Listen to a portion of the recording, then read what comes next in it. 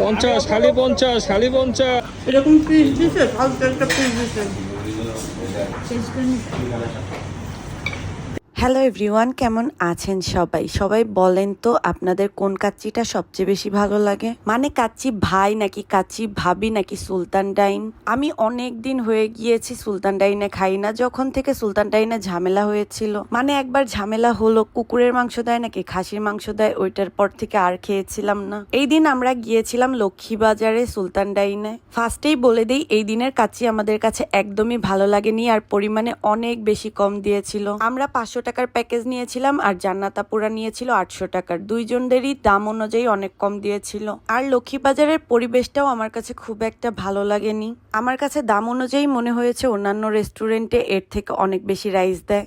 আমিরার বাবা আমাকে বারবার বলছিল আবার কিছু অর্ডার করবে কিনা। আমি বলেছি বাইরে অন্য কোথাও খাবো, তাও এখানে আর খাবো না। আর মাংসের পিসের সাথে একদমই মাংস ছিল না, খুবই বাজে অবস্থা ছিল। আসলে এই জায়গায় এত ঝামেলা হয়েছে এগুলো নিয়ে, তারপরেও যে এরকম করে এরা, এটা একদমই ঠিক না। যেহেতু মানুষ টাকা দিয়ে খেতে যায়, তাদের ভালো জিনিসটাই অবশ্যই দেওয়া উচিত। খাবার এমনভাবে সার্ভ করা উচিত যাতে মানুষ একবার খেয়ে বারবার যায়। ভয়েস এডিট করতে করতে আমার গলার অবস্থা এত বেশি খারাপ হয়ে যাচ্ছে, কিভাবে এডিট করব বাকিটুকু বলেন তো?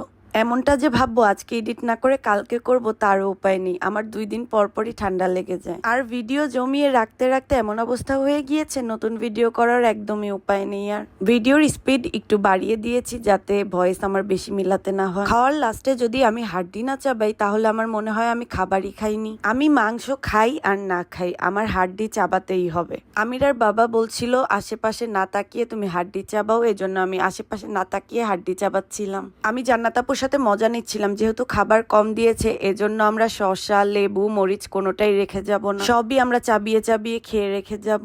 আর এখানে আমাদের খাওয়া দাওয়া শেষে গভীর আলোচনা চলছিল। আর কি বিষয়ে আলোচনা চলছিল এটা তো একদম বলা যাবে না। খাওয়া দাওয়া শেষে আমিরা আর আয়ান তো অনেক ব্যস্ত ছিল, ওরাও গল্প করছিল। আর এইদিকে বের হওয়ার পরে আমিরা আর আয়ান একদম মাছ দেখায় ব্যস্ত হয়ে গিয়েছিল। আর আমিরা এই ফার্স্ট টাইম মাছের দোকানে মাছ দেখলো। আমিরা তো জীবন্ত মাছ দেখলে অনেক ভয় পায়, কিন্তু আয়ানের সামনে ভাব নিচ্ছিল আর দেখছিল দাঁড়িয়ে দাঁড়িয়ে। হাঁটতে হাঁটতে গলা একদম শুকিয়ে গিয়েছিল, তারপর আমরা আখের রস খাচ্ছিলাম। তারপর হাঁটতে হাঁটতে দেখলাম এই বাটনাগুলো কি সুন্দর লক্ষ্মীবাজারেই পাওয়া যায়, কিন্তু আমরা কত দূরের থেকে অর্ডার করেছিলাম। আসলেই আমরা কাছের জিনিস রেখে দূরের জিনিস বেশি পছন্দ করি। আমরা যাওয়ার পথেই এই পিঠা আর ভর্তাগুলো দেখে গিয়েছিলাম আর বলেছিলাম আসার পথে খেয়ে আসবো। আমি আর জান্নাত আপু খাচ্ছিলাম, আমাদের দেখা দেখি আমিরার বাবাও খাচ্ছিল। ভাইয়া খেয়েছিল না, ভাইয়া আর বাচ্চারা এক সাইডে বসেছিল। তারপর ভাইয়া আনারস কিনছিল, ভাইয়ারা আনারস কিনছিল আর আমরা অনেক বোরিং ফিল করছিলাম, এই জন্য আমরা রাস্তার অন্য সাইডে গিয়ে জামা কাপড় দেখছিলাম। লক্ষ্মীবাজারেও কিন্তু রাস্তার সাইডে অনেক কিছু পাওয়া যায়, অনেক সুন্দর সুন্দর শার্ট, টপস 100 করে বিক্রি করছিল।